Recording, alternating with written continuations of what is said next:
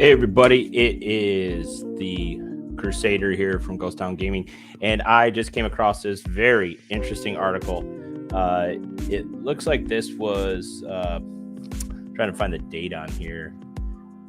Anyways, so the title of this article is "Parents Who Say Their Kids Won't Eat or Shower Because They're Addicted to Fortnite Slam Epic Games with a Lawsuit." That's the first thing. So as we know, it's very easy to believe that in this country and in this world, you can sue anybody for just about anything. So I'm reading down in here. And so basically what it says is parents are arguing that their children experience symptoms of addiction to Fortnite. Canada's Supreme Court, go figure, authorized the class action lawsuit on Wednesday. Epic Games turned around and said, "We plan to fight this in court. We believe the evidence will show that this case is meritless," Epic Games said in a statement. So first off, to all you parents that want to say that your kids are addicted, guess what? You're the parent. So you take the controller, you take the power cords, you disable it so it can't connect to the internet. Same thing with a computer. There are ways to disable these things so they don't connect to the internet. They don't work. And so what happens in all of this is now, because parents aren't parents anymore, they expect a TV, a computer, a phone to take over, and watch their kids and babysit their kids. Now they find out that, oh, the kid's addicted. So we can't get them to take a shower. We can't get them to listen and do what we ask them. So we're just going to sue this company so we can get some money. Well, that's not how it works. And I really, truly, honestly believe that this is going to be a meritless case. And I can't even believe the Canadian Supreme Court allowed this class action suit. But anyways, it goes on. It says a Canadian Supreme Court judge authorized a lawsuit against Fortnite's manufacturer filed by Quebec parents who said their children became addicted to the video game. In July, 3 parents told Justice Sylvia Losser that their children appeared to be severely dependent on Fortnite and stopped eating, sleeping, and showering as a result. Again, falls back on the parents. You need to regulate how much time your kids spend on a device or on the internet or playing a game. I do that with my own kids.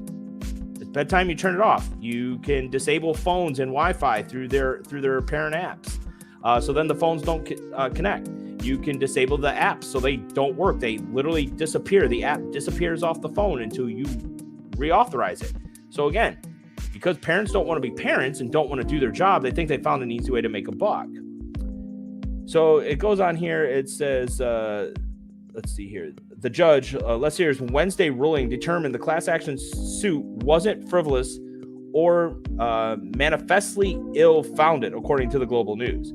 The court concluded that there is a serious issue to be argued, supported by sufficient and specific allegations as to the existence of risk or even dangers arising from the use of Fortnite, Lesser ruled. So again, you have this where these judges literally have no idea what they're talking about when it comes to video games, and they don't realize that the parents are the ones in control here.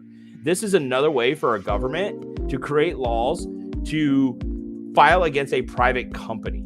Okay, so I would love to see what the whole filing for this class action suit. I don't know if it's like here in the US where you can actually, you can petition or file to get information. I'm not sure here. So anyways, it says the court concludes that there is a serious issue to be argued. Okay.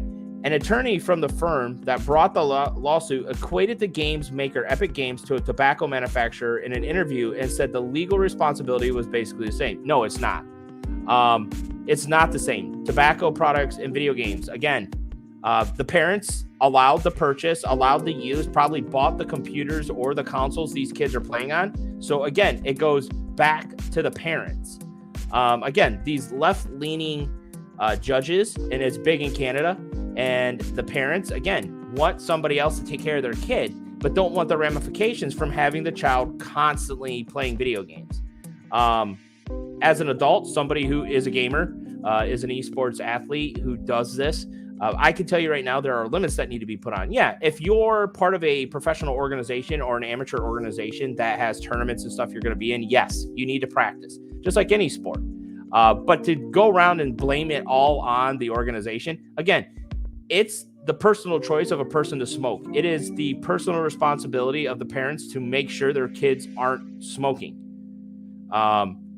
Now, somehow you got to figure out how they got the cigarettes. Somebody older bought it for them, and then they bought it. It's, again, same thing. That's why back in the day, with video game stores, this is why we're losing one of the securities that parents had. Was, if you think about Grand Theft Auto when it came out, especially here in the States, I worked for GameStop, Funko Land, EB Games, whatever they were called back then. And basically what it was, they said that you cannot sell this game because of the rating system. You can't sell this game unless the person is 18 or older. If a parent comes in and says, I want to buy this for my kid, we explained it to him. It was a company policy that we explained it to him and said, hey, do you understand what this game has in it before you buy it for your child? And most time parents didn't realize what it was or the content was in it, because if you looked at the very first 2 Grand Theft Autos, which were top down, this was completely different now. So we had to make sure that we were educating these parents and say, you realize this is a mature rated game, that kind of stuff. And so we put the choice back in the parents' hands, where with this, now the courts want to literally make it the company's fault. It's just like tobacco. It's not the company's fault. All right. If you're allowing the advertising, a person has a personal decision, a personal choice. This goes back to personal responsibility with anything and in gaming. So we go in here. The recommended video, it says signs. Oh, something else. Okay. Our motion was heavily inspired by the tobacco motion, just in terms of what we were alleging. Lawyer Alessandro Espedo Chartrand said, I'm going to call him AEC. According to the Global News Report, let's hear echoed the comparison of video game and tobacco addictions. The harmful effect of tobacco was not recognized or admitted overnight, he ruled. However, the court didn't agree with the parents' claim that Epic Games deliberately made Fortnite addictive. Now, I'm going to tell you right now, tobacco companies don't deliberately make cigarettes addictive. If you keep using them, it's like anything. Monster energy drinks, sodas, food. If there's a certain food you love to eat all the time, guess what? You're going to get addicted to it. You're going to want to have it all the time. That's just how it is. It's the same thing with video games. Now, for every negative effect this lawyer can possibly find, I can find 10 reports talking about the positives of video games. The biggest one that a lot of people don't realize is going on right now is they use video games to help build or rebuild neural pathways to damaged areas of the brain from individuals that have suffered traumatic brain injuries, soldiers, sailors, and whatnot, coming back from the war that are still adjusting. They do that to help rebuild hand-eye coordination. If somebody has hand surgery, they may recommend that because of the movements. Again, I'm not saying sit down and play, 5 days straight and end up with carpal tunnel syndrome, but again, they're finding more and more positives to video games than these people are trying to bring out and say, well, it's my kid won't take a shower because he plays Fortnite. Well, take the controller away. It's like my son keeps getting fatter because he keeps eating 5 Big Macs every meal. Don't buy Big Macs then, So you can't, when you're addicted, you can't cut them cold turkey, but you can start putting drastic measures in place, regulating the time they play. And you tell them before they get their controller or anything else back, here's what's going on. You are only allowed to play this week. You're only allowed to play this many hours per day, or this long per day. And then you start weaning them down. And guess what? There's applications out there that can help you do this. So it's not the court's decision, and it really should not be left up to the court to make parental decisions. But a lot of parents don't want to parent. I keep going back to that. So if the court finds that there is no evidence for these allegations of the deliberate creation of an addictive game, the judge wrote, this does not exclude the possibility that the game is in fact addictive and that it is, and its designers and distributors are presumed to know it. If people like something, they're going to keep doing it. If you like to bungee jump, you're going to keep bungee jumping. Okay, that's just how it is. You're not going to stop until something tragic happens. If you like skydiving, you're going to keep skydiving if you have the means to do it. If you like scuba diving, you're going to keep scuba diving as long as you have the means to do it, or until something horrible happens. So again, that's that.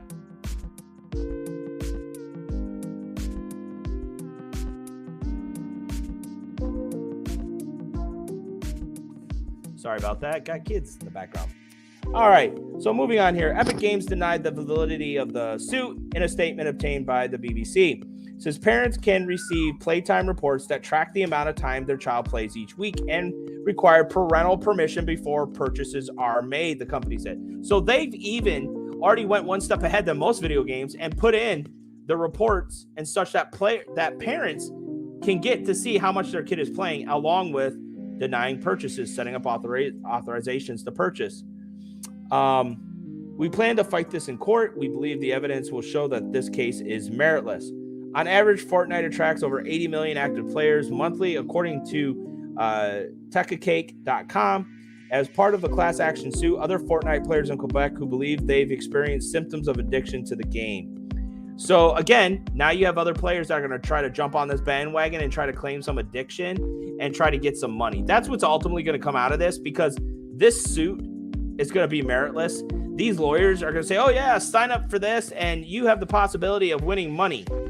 And so you're going to get all these other people that have been playing this game. Some of them maybe, enter tournaments on a weekly or monthly basis and play for hours on end every day. Well, you know what? That's your fault if you're addicted to it. If you don't take a shower, you're just nasty. That's just how it is. If you don't eat, that's your own fault. Your body's going to fail. You're going to be tired. You're not going to feel good. You're going to get sick. That's your fault. That's nobody else's fault. Stop blaming a video game for your choices, your actions. And that's what a lot of this has to come down to, is we're going to blame a company because of the way I've decided to act while I'm playing this video game and say I'm addicted. That's a sad reality in all this. So, I just want to put that out there. I will drop the link to this article. Matter of fact, I'll drop it right now into the chat. It will be here in the videos. And then once this gets posted out to, we're going to be on both the Ghost Town Gaming GA Facebook page. Be sure to hit up my page, GTGC Crusader. It'll be there. And then it will also be out on our YouTube page as well, Ghost Town Gaming GA on YouTube. Be sure to give a like and a thumbs up to our video. Be sure to subscribe on our channels. A lot more streaming and things going on in 2023. We're going to have an announcement video after the first of the year. We have a lot going on. I have 2 of my players, possibly 3, going to be signing up for a Fortnite season. Speaking of that. And then I have another one that's going to be signing up for the Valorant season through Valhalla Games. So we're going to go through there and get them set up. They'll be streaming live and such. So we're looking forward to that. So again, this is the Crusader for Ghost Town Gaming. Have a great time, everyone. Have a great weekend. And I will be coming to you later. Crusader out.